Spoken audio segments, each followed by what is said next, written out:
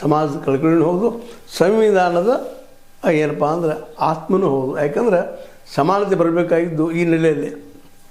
ಅದಕ್ಕಾಗಿ ನಮ್ಮ ಅಂಬೇಡ್ಕರ್ ಅವರು ಈ ಅಂತರ್ಜಾತಿ ವಿವಾಹಗಳು ಹೆಚ್ಚು ಆಗಬೇಕು ಅಂತ ಬಯಸ್ತಾಯಿದ್ರು. ಅದರಿಂದಾಗಿ ಸಹಜವಾಗಿ ಈ ಒಂದು ಹೊಂದಾಣಿಕೆ ಮಾಡ್ಕೊಂಡು ಹೋಗುವಂಥದ್ದು, ಕೂಡಿ ಬದುಕುವಂಥ ವಾತಾವರಣ ಬರ್ತದೆ.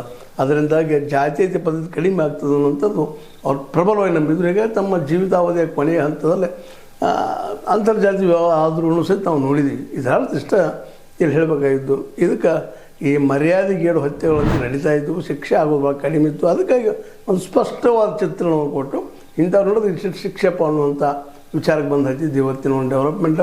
ಮತ್ತು ಅದರಲ್ಲೂ ಇವತ್ತು ಈ ಕಾಂಗ್ರೆಸ್ ಸರ್ಕಾರ ಈ ಮರ್ಯಾದೆಗೇಡು ಹತ್ಯೆಗಳ ಬಗ್ಗೆ ಕಾಳಜಿ ವಹಿಸಿ ಆ ದಿಶೆಯಲ್ಲೇ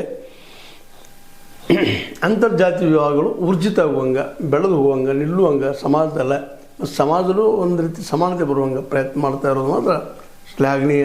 ಇವತ್ತಿನಿಂದ ಈ ಮರ್ಯಾದೆಗೇಡು ಕಾನೂನಾಗಿರ್ಬೋದು, ಹಿಂದಿನ ದ್ವೇಷ ಭಾಷಣದ ಕಾನೂನಾಗಿರ್ಬೋದು ನಿಲ್ಲಿಸುವಂಥದ್ದು, ಇವೆಲ್ಲ ಪ್ರಗತಿಪರ ಯೋಚನೆ ಅಂತೇಳಿ ನಾವು ಅಂದರೂ ಸಹಿತ ಇದಕ್ಕೆ ವಿರೋಧನೂ ಅದಾವೆ ಸಾಕಷ್ಟು.